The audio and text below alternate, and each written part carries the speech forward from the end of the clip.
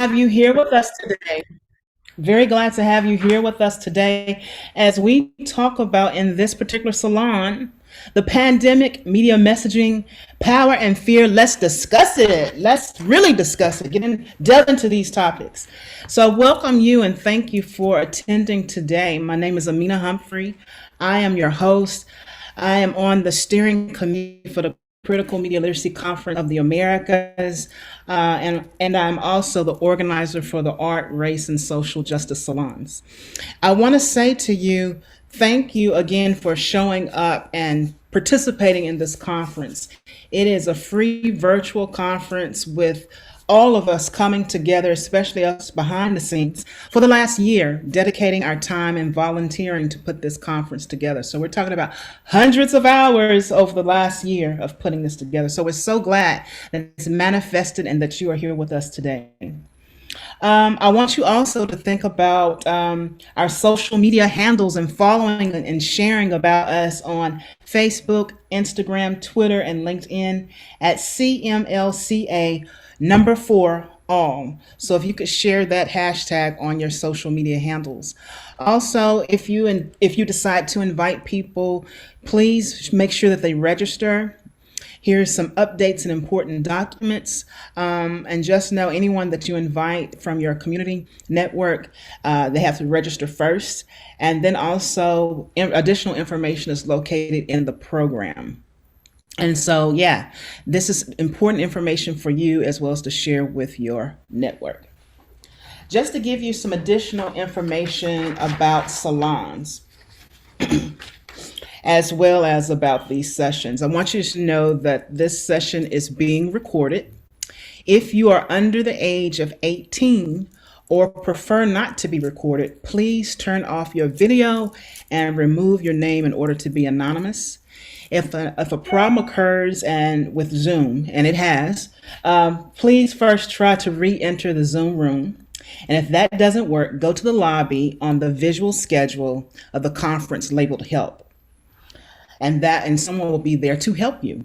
Now, to give you more context about the salons here, this is a space for rich discussions and enjoyment, to exchange ideas and to create new ones. All perspectives are welcome, and you do not need to be an expert in the topic. I will be the host to guide the discussion to ensure that everyone who wants to speak will have an opportunity to share in this supportive, meaningful, and collaborative space that encourages respectful participation. The different salons will have a specific focus for the 60-minute discussions. And additional context that I want to share with you about the salons. It comes from the rich tradition from the Harlem Renaissance. These salon-like parties help to shape the Harlem Renaissance in a supportive, welcoming environment for artists to gather. And as we say down south, kick off your shoes, relax your feet, enjoy, discuss ideas, and build community. And now I would like to introduce our discussants. And first up, we have Miguel Rodriguez. Miguel is a PhD candidate at UCLA, an adjunct professor at California State University, Dominguez Hills, and a researcher at the Center for the Transformation of Schools. For the last decade, Miguel has worked alongside school communities to advance justice in education. His scholarship and movement work, which are grounded and inspired by the critical, fugitive, abolitionist, and decolonial traditions, focus on the tensions and generative potential that emerge in the third space between schools as places of social reproduction, racial violence, colonial and neoliberal assimilation, and the legitimizing of injustice, and schools as places of deep democracy, radical imagination, community healing, and liberation. And let me say that word one more time, liberation, exclamation point. Dr. Jen Stacy is an associate professor in the College of Education at California State University, Dominguez Hills. She teaches classes in the Liberal Studies Department on the foundations of education and multiliteracies and language learning. Her research focuses on family-school relations and humanizing practices and teacher education. And last but definitely not least, Victoria Preciado. Victoria is a yes, she is from Hold on. You'll tell more background. I think what I should say here is that this is my buddy, and so I don't want to share more than what I'm supposed to, but she'll tell you more about her background. Very solid background here in the South LA area. But Victoria is a Chicana mother, high school teacher, and political activist from Los Angeles. For the past 20 years, she's been actively organizing with immigrant workers, low wage workers, students, and BIPOC around workers' rights, immigrants, and housing rights. The last decade, she's had the honor of working as a high school teacher at her local high school. Recently, she is learning to embrace her new role as a parent activist, ensuring that her local school district provides an equitable education to all children. Victoria is thankful for Paulo Freire's teachings of praxis, liberatory education, popular education, and critical consciousness because they have served as the basis for her organizing and teaching work. Can we please give a warm welcome, a warm reaction to our discussants for today?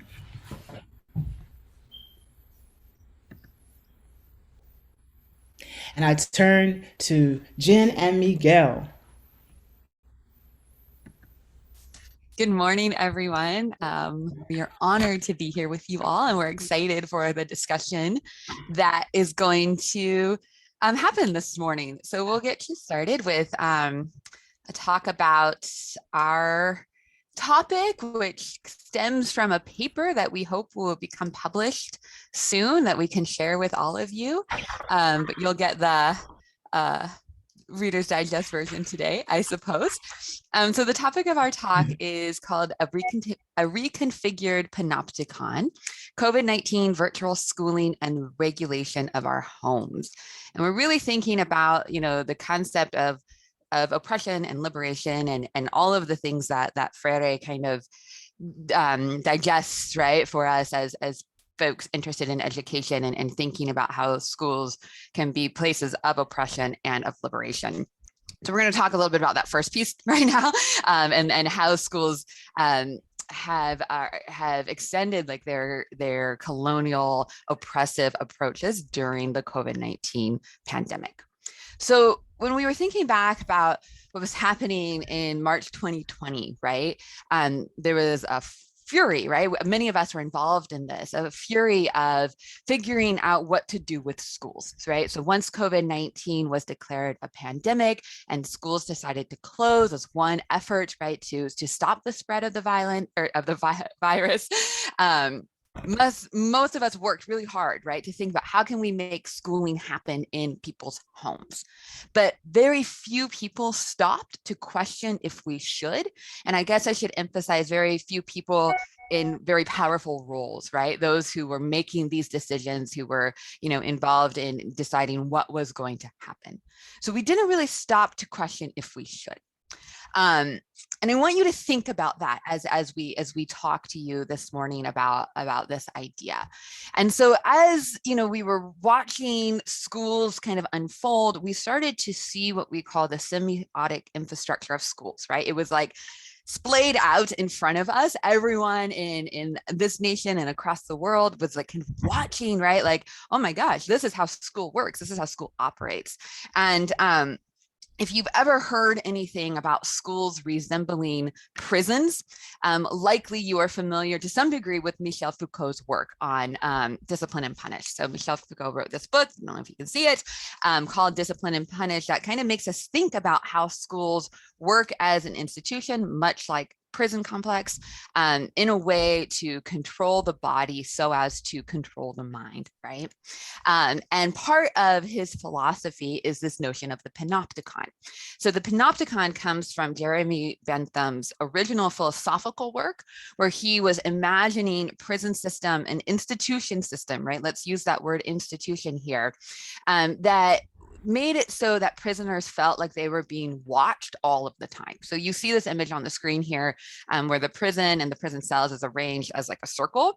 And then there's this omnipresent eye or observer, right, in the middle that can see any one of the prisoners at any time. And so this was like a conceptual philosophical idea, but what Foucault does is he explains how we've taken that idea and have manifested it in our infrastructure of schools, right? And so what Miguel and I were thinking about at the onset of this pandemic and then beyond is, wow, wait, okay, like what are principles of this panopticon that are always alive in schools and that we start to see continue in our virtual schooling and our virtual classrooms and infrastructure of school. So there's 3 points of the panopticon that we really resonated with that I think hopefully will help explain it today. I'm going to do my best here. It's a long book, but anyways, in order for this to work, right, in order for people to feel like they're being observed and watched and regulated and disciplined all of the time, there have to be 3 characteristics, right, that are always happening. First, this panopticon has to be visible and unverifiable while it works to atomize and disindividualize power. So what does this mean? It means that there's this constant hum all of the time that you are being observed and that you are being regulated, right? We constantly know there is a possibility that we're being watched, even if there's not a physical person doing the watching or doing the regulating, right? So if we think about a physical school building, you can think about the PA system, right? You can think about how we put students as hall monitors out to regulate folks, right? And the idea is that there's always this option that you're going to be regulated, watched, and disciplined. The second thing here, or the second characteristic, is that the panopticon can be understood as a preventative economy of exchange, and that this is integrated into the functions of our everyday life in efforts to reform behavior.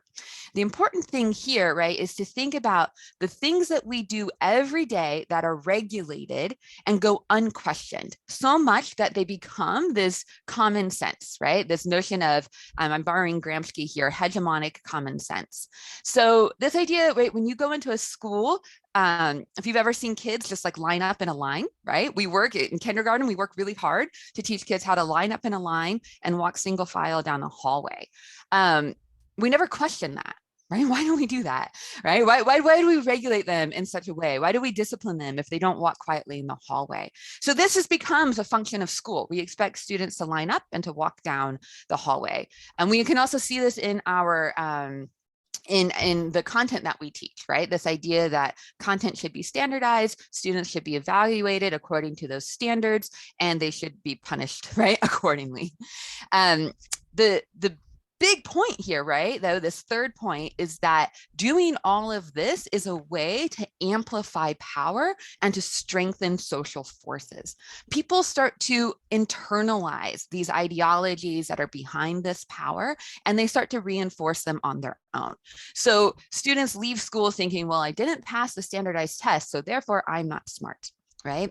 Or, oh, they're a bad student, right? Because they didn't line up in the line and walk down the hallway, right? We associate these things so much as that they become common sense in the way that we do school. And this becomes this regulatory hum that just exists within the structure of the institution. So in March of 2020, I was doing some research with some mothers and I was interviewing them. And I started to realize that as they were talking about their experience with the pandemic, that they were starting to talk about how their home life was being reconfigured in the image of the state so as to replicate schooling in their home. And then I started to realize that the mothers started to judge themselves as to whether or not they were good mothers based on whether or not they were doing what the school expected them to do in their homes, right? And if they didn't, right, if their kid was like failing at school, then they were failing at parenting. And I put this quote here on the screen so that you can start to think about like, wait, what have we done here, right? Yvonne is saying, like, this is part of her interview, she's like, don't embarrass us. They can see you in the camera, you know. They can see you in the camera, you know, in your own home as you're doing school.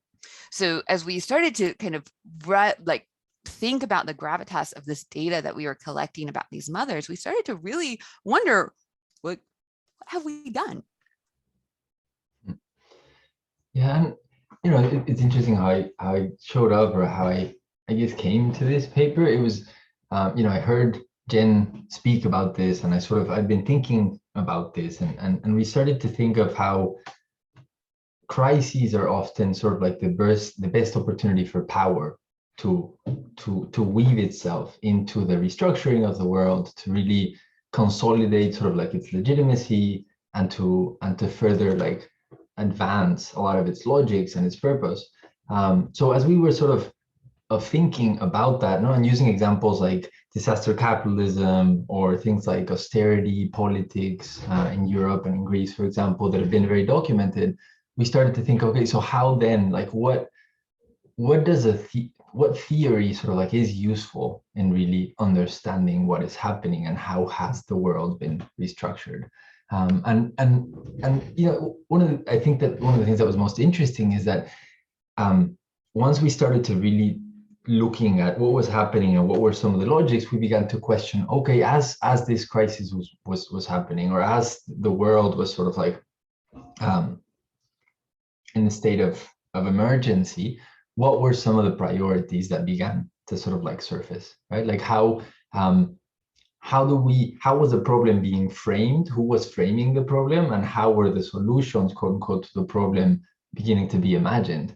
And one of the biggest sort of like red flags that came up is that for a long time, schools have been a place of violence. They've been a place of assimilation. They've been a place of sort of like ontological, epistemological violence as an instrument of the state historically, and even nowadays. They disseminate, they distribute not only this like sort of like implicit metaphorical, epistemic violence, but also actual punishment and discipline. But one of the things that has happened is that the home has been a place of refuge for many. The home has been a place where we can practice our cultural wealth, where we can maintain our linguistic, our cultural repertoires, right? Like the home has been sort of this space where we can I don't want to say protect ourselves from the state, but actually resist in ways that are really important from this sort of like regulatory apparatus, regulatory gaze of the state. And one of the things that quickly became a red flag is how much was that demarcation between the public space and the private space was being destroyed, or was being sort of like infringed upon.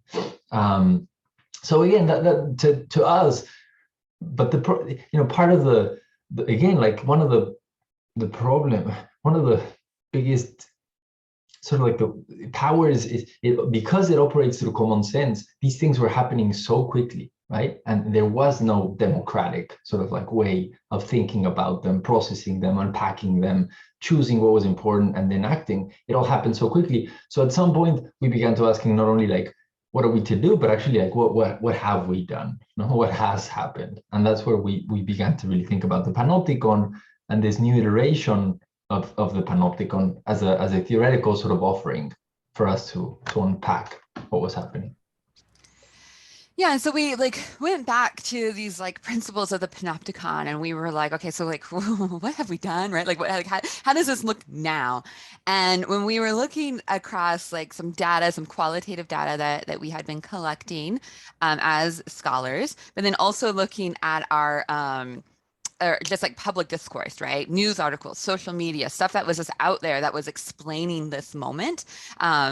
We were like, okay, like how can what's going on, right? And we came up with kind of three principles of what we're calling the virtual panopticon. And so the first thing that, again, like what Miguel was just speaking about is that we saw that there was this like reformation of private space happening. So homes were being reformed in the image of the state. We all on the screen, I guarantee, right, have a space we're set up with a webcam, right? That looks kind of like school. Like I'm sitting with a desk, you can see my books behind me, right? We changed our homes to look like schools. And what happened was that in doing so, right, the ideologies of the school were then expected to become the function of the home. So in our research, like we saw parents who, had these schedules up on, whiteboards in kitchen spaces, and their whole lives, right, became around school, right? We start at 8:15, we take a break at 8:55, we come back together at 9:07 to start, whatever class, and then blah, blah, blah, right? And so our homes became like public institutions, or at least they were like, the expectation would be that they came. The second thing is that we saw that the people and their identities and their roles were trying, or like we tried to re-articulate them into something else. We looked specifically at how mothers' behaviors was modified by training from the state to involve into the teacher role. Right? Mothers particularly were charged with this. And like I was saying earlier, we saw them start to equate their good mothering to whether or not their children were being successful in schools. And then they were regulated, right? With those same schools' neoliberal ideologies, their behaviors were regulated much like their children's, right? They were getting emails, they were getting text messages about what they were not, mostly what they were not doing and what they should be doing. And this particularly affected mothers of color, people in disinvested low-income areas. And so we really start to see those tentacles, right, of the state reach into the homes and try to manipulate people. And then we started to also see and very much concerned about new forms of punishment that were evolving on that. And I think Miguel's going to talk to that. Something that I also think is important maybe to sort of like clarify. I think that in some ways, when we talk about, or when you're thinking about here, like the state as a metaphor for like sort of like, power, where it's not necessarily like an anti-statist sort of like proposition, but more of like thinking about how power and where power sits and gets legitimized and consolidated in this more like a lot less concrete sort of like neoliberal power structure that is now, we can conceive of as sort of like state. The third one that I think we began to explore was how did the Panopticon begin to reconfigure or reproduce notions of what has value and who has value. So first, these ideas of like what was being brought up as what was important, like things like learning loss, right? Like those things were coming up as like, we need to continue this sort of like rat race for this, or like economic competitiveness, right? Like, or sort of like what was being brought up as the tragedy, and how did those discourses reinforce notions of what had value and what doesn't have value and what is important.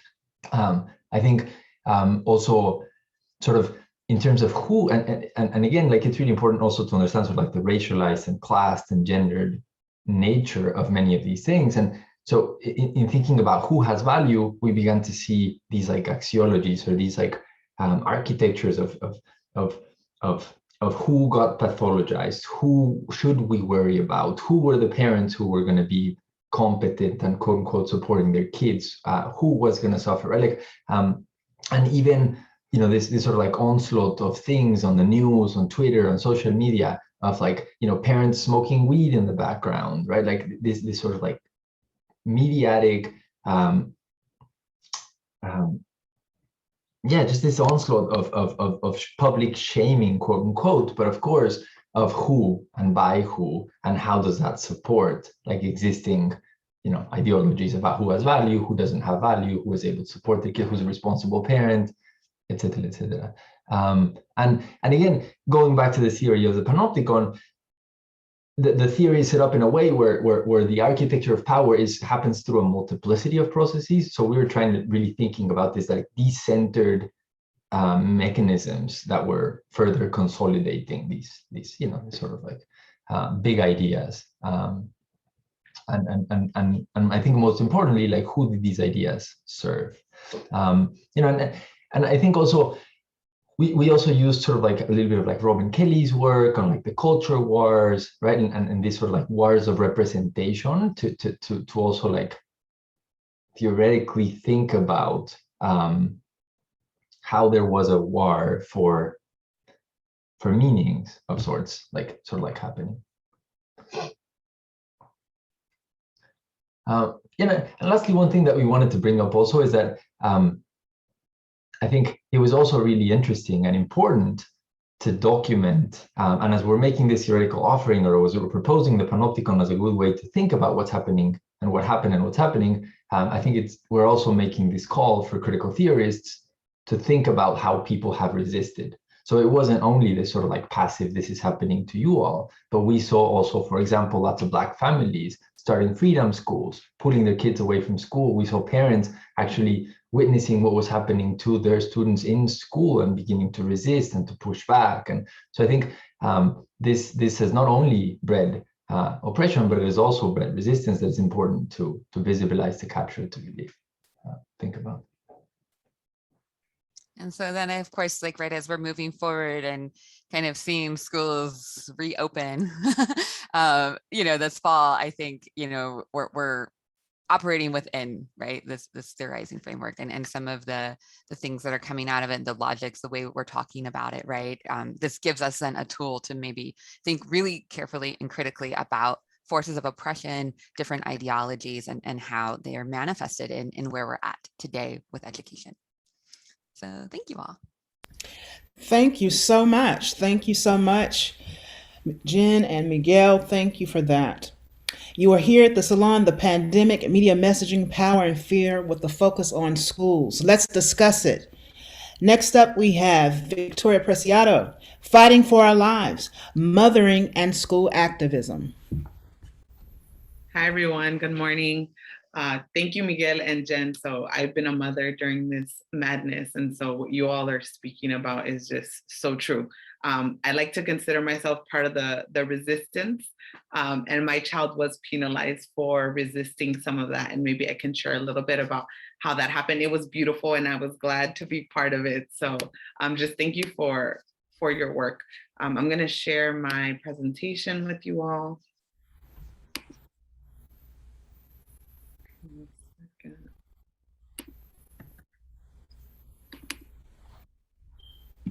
All right.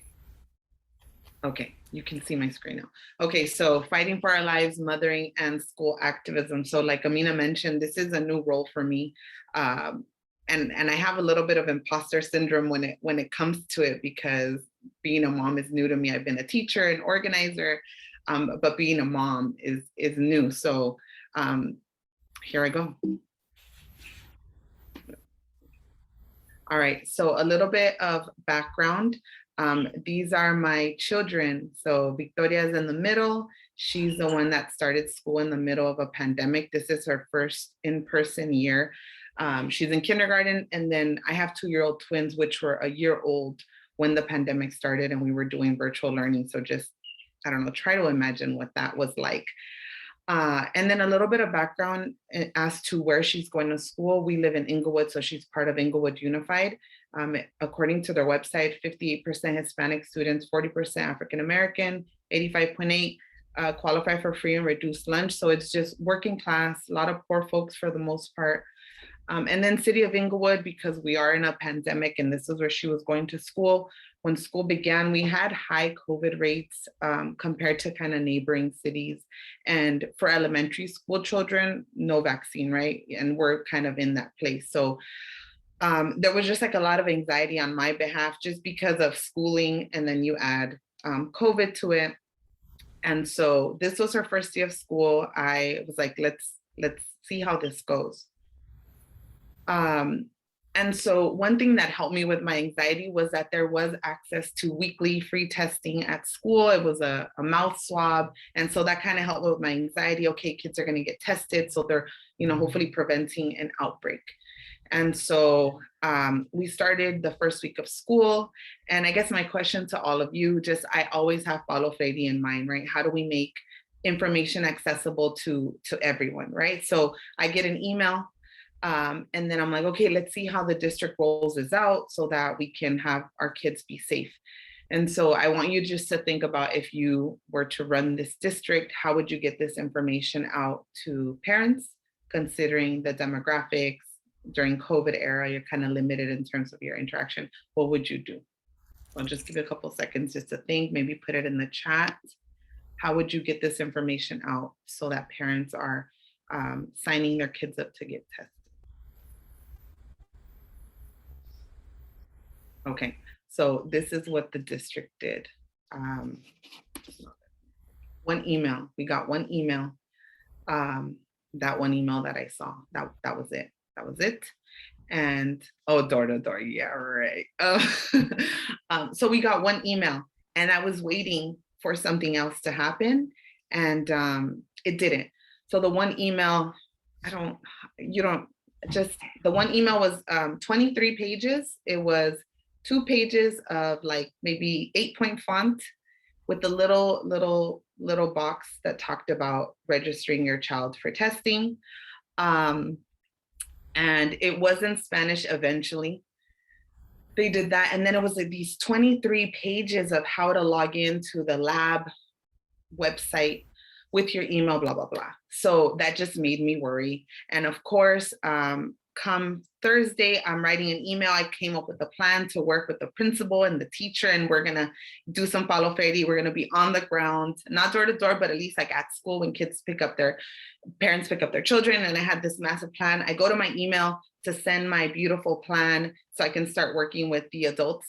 And I have an email now, and it says, your daughter has come in contact with someone that has COVID and you need to quarantine.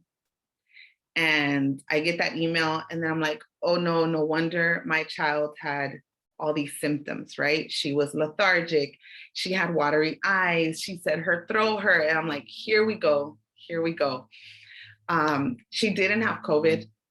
Her friend did have COVID, just in case you're wondering. But it just has, that was the situation that we were thrown in. So thinking of the Panopticon and control, I think there was lack of control, right? Completely hands off in terms of the safety of children, right? And we entrust our children, but that's not what they want to have control over, right? Of course, there was a lot of communication about her uniform shirt needs to be white and her bottom needs to be blue and blah, blah, blah. And that is the communication that I was getting, but not in regards to her safety, right? So just going back to popular education, I was sitting there like, who created this text, right? Why was it created this way? Who did it place at a disadvantage or an advantage, right? And I acknowledge I was at an advantage because I check my email all the time. And so these were things that I was thinking about. It's like, I don't know, I'm the parent. I have a feeling of what's gonna happen. And so my worries were confirmed. I was one of the 2 parents who signed up their child for weekly testing, right? So it just tells you the lack of access and the lack of communication and connection and understanding that they have. And so that's kind of been my reality. And then so as a mother, as an activist, I've done everything I can in my power, spoken to the teacher, the principal, the head of the COVID task force, the district board member, and all the other administrators, all the way up to the LA County of Education representative. And I think it's just been very disheartening and just kind of confirming what we know about schooling, right? They love to control certain aspects. And they don't care mostly about safety, right? Reminds me about having police on campus. Like they don't really care about the safety of our kids. So it's not just about COVID. And then when I spoke to them, they just said like, oh, we have lack of parent involvement. That's just an issue we have. You're new to this. This is how parents behave. So kind of pushing the blame onto parents again, right? They said, we have a link on the website. We can translate it. Well, there's a link on the website, and we sent an email. And I was just like, people don't check the district website and people don't check their email from what I'm gathering. And they were just so confused, so perplexed at my comment, which to me is just bringing up like larger issues of just access and parental engagement. And I think I'm very clear that this is deliberate, right? To a certain extent, like this is very deliberate, and they do control what communication parents get and what communication they decide is not valuable. And so this is kind of where I am. And then my last slide, I think, Paulo Freire, I would like to engage in dialogue with you all. And Paulo Freire talks about 5 ideas of dialogue. So I come here humbly, not having an answer for my next steps, with faith and hope in our abilities, with love for, you know, the children in my neighborhood, because I did think of just pulling my daughter out. I'm a teacher, right? She's fine, she'll be fine. But that's not how I operate, right? It's just like, I have a genuine love for the people in my community. And so I'm staying here to fight. And so I want to engage in some critical dialogue about what my possible next steps could be, right? And then I threw in another Paulo Freire quote about the importance of praxis and reflection in order to transform the world. And it's very obvious, you know, this district and just education in general needs some serious transformation, especially while we're going through a pandemic and I've just been reflecting a lot, but it's very lonely, right, during a pandemic as a mother with children who are not vaccinated, and I haven't been able to engage in dialogue with adults. So I appreciate your presence here. I appreciate just everyone's work, and it makes me feel better. There's other folks out there that are kind of processing and trying to be critical about what's going on, because it's just so overwhelming. So thoughts and actions. Thank you for that. Thank you for that. Can we give a nice reaction so far to what has been shared? And can we please delve into a conversation in regards to some of the very important topics our discussants have framed in regards to schools, media messaging, the pandemic, power, and fear? I turn over to you, the audience. What are comments and questions that you may have that we can engage in?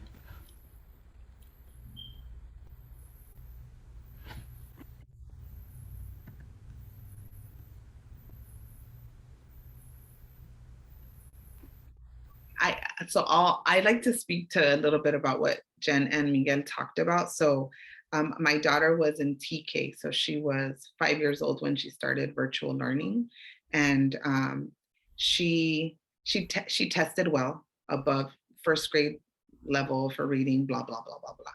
But so all her progress report was she's advanced in everything except for follows procedures, rules, and you know, that one, she was I think they put her at developing, like she wasn't at grade level.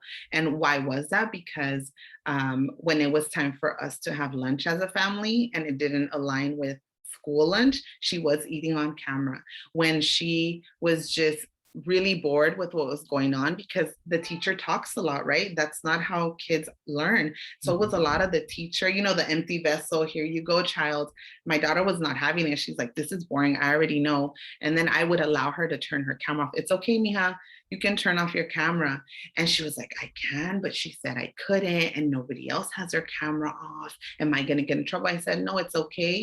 You're still listening and you're still engaged, and it's okay. Or when she needed to use the restroom, she'd be like, Mommy, can I go to the bathroom right now? And then I tell her, she would take her little laptop and I would tell her to turn off your camera.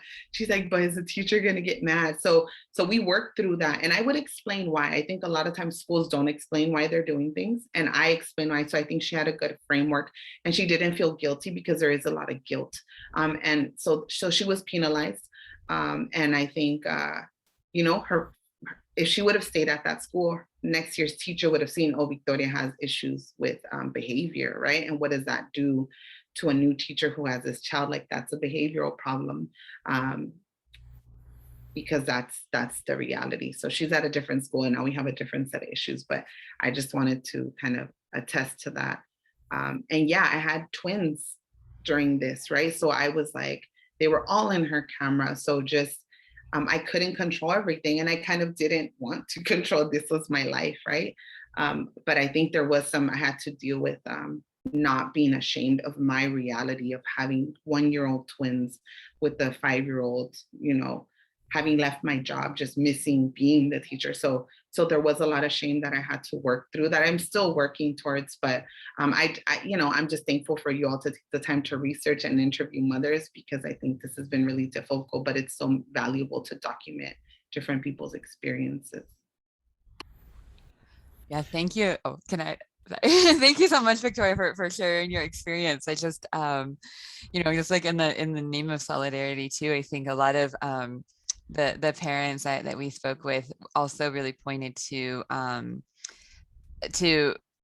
we didn't highlight it as much here, but like that taking back of the control. And it was really interesting to see like what were the draws, right? Like, so that kind of feeling that guilt and that pressure and overwhelmedness was like the word that they used a lot, was very much a part of schooling at home. But the acts of resistance, it was really interesting in how they did often come with the, let me turn off the camera, let's log out of Zoom, right? Like those actions were like, and then, they got all the brunt from the school and they got the messaging up that like, but it was like they were doing so in a way of protecting their children.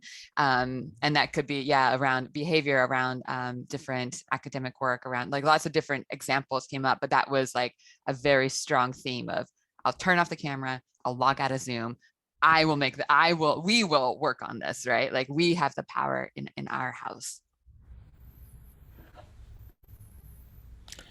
In the chat, we have a question from Jeff Scher.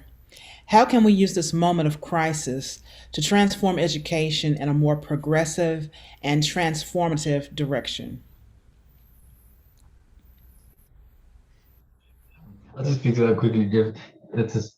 That question really speaks to me. At the very beginning of this pandemic, I actually wrote an article that was called "If There Was Ever a Time to Transform Schools, This Is It." And I was trying to sort of like precisely make this argument of, we've been visibilizing how schools, are very problematic in multiple ways and are not even the purpose of schooling is clear anymore. And we need to revise these things.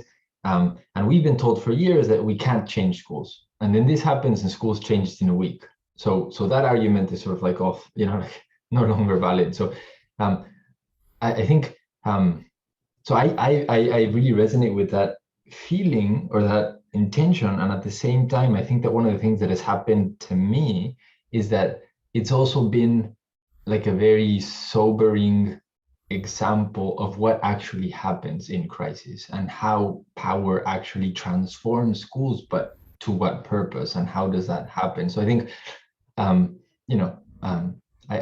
totally agree that this is sort of like a moment to transform, and at the same time, part of what we try to do, or what this paper is trying to do, is to at least give us some tools to think about how the world has actually been transformed, but in ways that we that are very invisible, that are very implicit.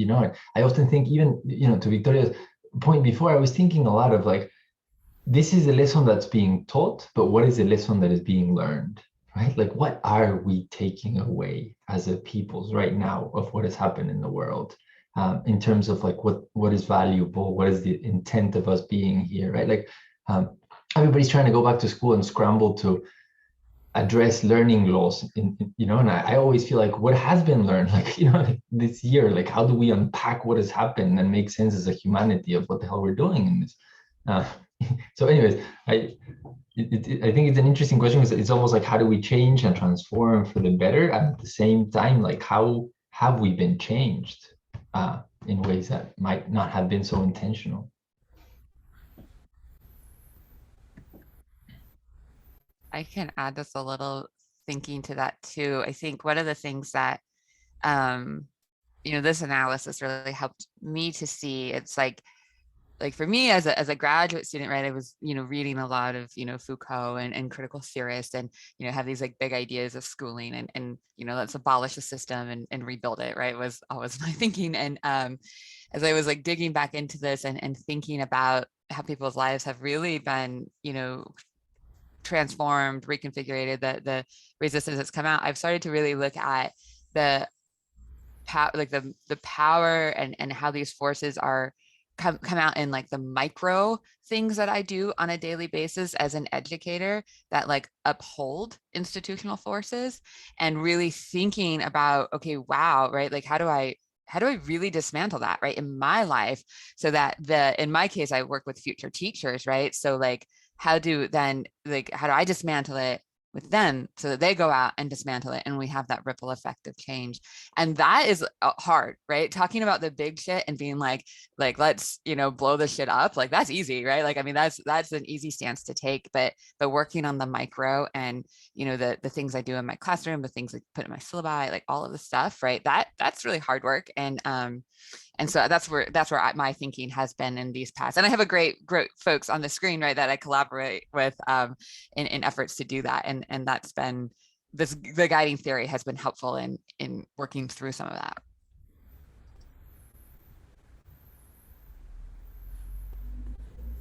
In the chat, we have some comments here. Joshua, this is a great point. What lesson are we trying to teach versus what lesson is actually being learned? Jeff shared, this also relates perfectly to media. What are they teaching us and what are we learning from them? And let's see, George, we don't have to land in a place that is old normal and we shouldn't expect it to happen. Nicole, can you all speak to how higher ed is both complicit in the project of the Panopticon, but also at times the space where we get the vocabulary for articulating these issues? I'm thinking about how as people get higher and higher up in the educational systems, they often have to be obedient to these systems. Thank you, Nicole.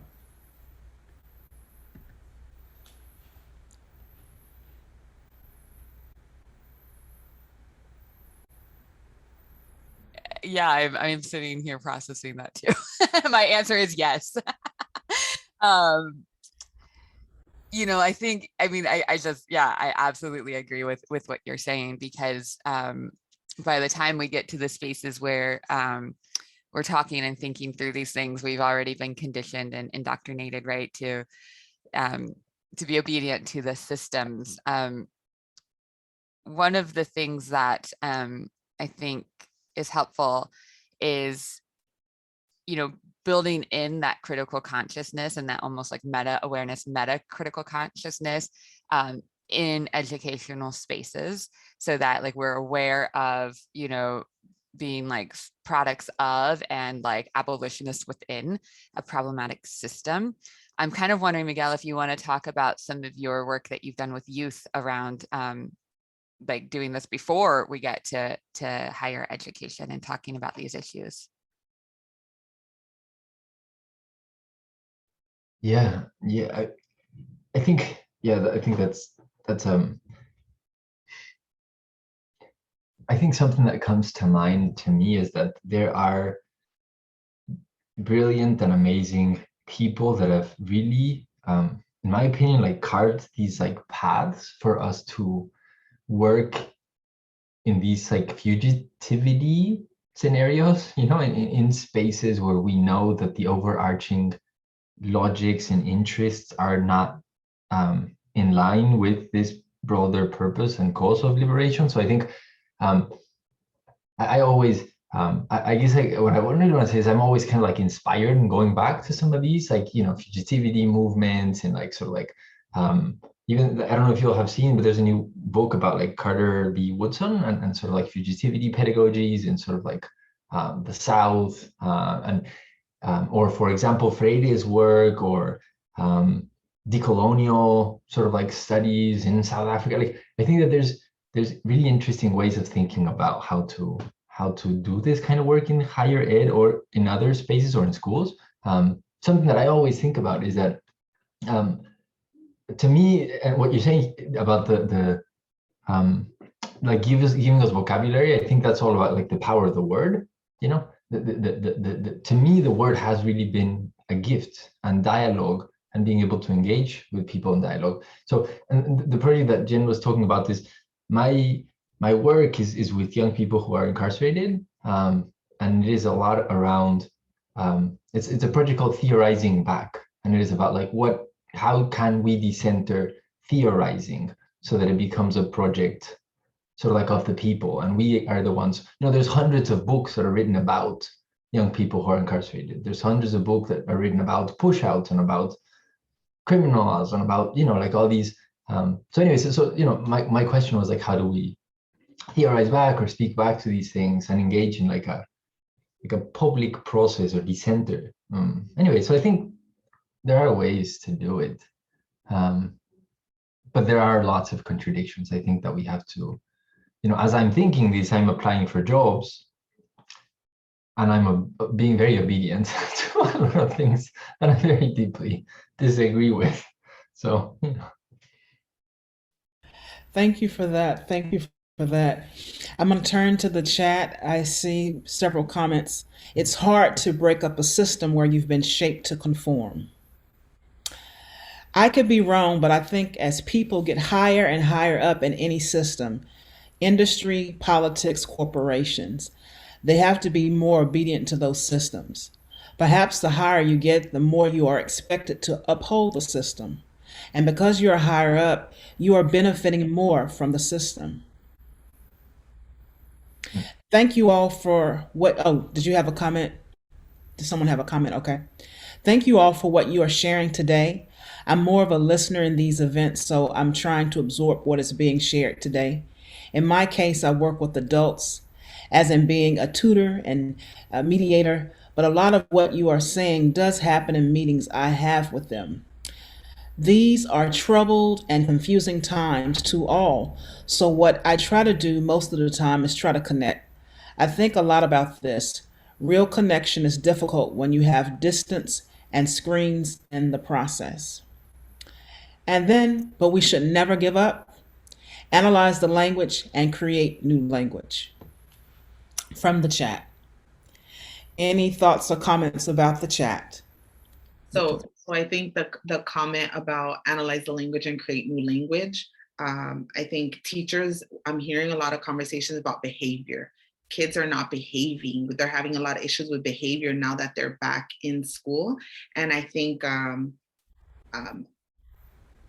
so how do we reframe that, right? I don't think the word is behavior. I think we have legitimate resistance to that old type of schooling, and kids were home and hopefully they were more liberated and free to just, even if it's just get up and move or take a break or go use the restroom when they needed. And instead of, educators seeing this as kids have behavioral issues because of the pandemic, it's like we need to kind of reflect on our role. So is it that we lack engagement? Do we talk at kids too much, right? What does research show about how long we should be talking to children that are 4, 5, 6, 7, 8 years old? Is my teaching culturally relevant? Is what I'm teaching relevant to them, right? Do they see importance in this? Am I differentiating the instruction? Because we can't assume all kids lost learning time. They learned a lot and they learn different things. So how do I differentiate instruction for them, right? And so we need to kind of be more reflective as educators and get rid of those words like behavior issues. What other words should we be using to describe what's going on? And I think kids are more liberated now coming into the classroom. And so how do we work with that and take that as an opportunity? Like maybe I should break up my lessons. Maybe I should have more moving breaks. When I see kids are getting fidgety, that should be a reflection on me, not on them, right? So just how do we do it? Or 17, 18, 19-year olds I'm seeing in the chat, even adults, right? So what is going on? And I think this is an opportunity, and I'm gonna try to work with my daughter's teacher, because my daughter got in trouble for hugging tightly. And so, because she was so excited, right? And then I get this email like, your daughter's, we're having issues with her behavior. And I was like, can you clarify? And it was, she was hugging tightly. And I had the conversation, and she's like, I'm working with some marbles. And so I was just like, okay, there's a lot of work we need to do, and it is an opportunity to transform. But honestly, I'm not seeing that that's what's happening on the ground. So I know this is an opportunity, but I think people just want to go back to this normal that was never normal, that was very abnormal and very dysfunctional and toxic. And that's what people want to go back to. So I think we need to just be on the ground, really being that resistance. Thank you. That is so deeply, deeply problematic and sad, and a beautiful testament to your daughter. This speaks to the need for decolonization, internally and extrinsically. This is embedded into our systems, structures, and even our language. The banking method is all about colonizing minds and bodies. And to add to Jeff's comment, thinking about this conversation today just makes me reflect upon the significance too of schooling in capitalist America, Bowles and Gentis. And I think that is something too, another layer to this conversation in regards to the purpose and functionality of schools in this society. We have 2 more minutes. So this has been very rich, a rich conversation.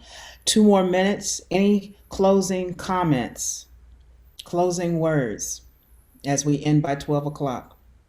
Hopefully not closing, but more like opening, I guess, in some ways. But it's something that really is on my mind is that I feel like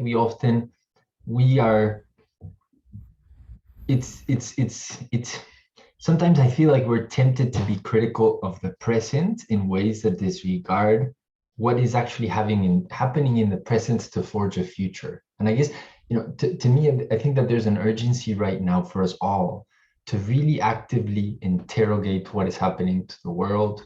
What are the lessons being learned by us and our people and our kids? And so that, because the future is being forged in some ways, so more like actively asking questions. And I think that one of the byproducts of COVID, even this metaphor of the hugs, has been to pull us apart. And as we get pulled apart, we engage less with each other sincerely and authentically as people to really ask questions of what's happening in the world. So I think, I don't know, for me, this is really like a call for us to really actively transform this world by beginning to ask questions, because the world is being changed very quickly in ways that are going to have this very deep, lasting impact, I feel like. Yes, a call to action. Social distancing versus physical distancing. And Amanda says, I teach summer sessions to children and youth on design, which are normally in person. I had to shift with everything being virtual. For instance, I had to chunk information differently, give students license to be humans, be sensitive to their home environment and how comfortable they felt with the camera. It was reorienting of what does learning mean in this situation with the students. And with that said, thank you for attending this session. So very glad to have you here today. And please follow us on social media in regards to LinkedIn, Twitter, Facebook, Instagram. Share the word about our Critical Media Literacy Conference of the Americas. We're so glad to have you here today. Please attend some of our other sessions today, as well as come tomorrow. Tell a friend, tell the community. Thank you so much.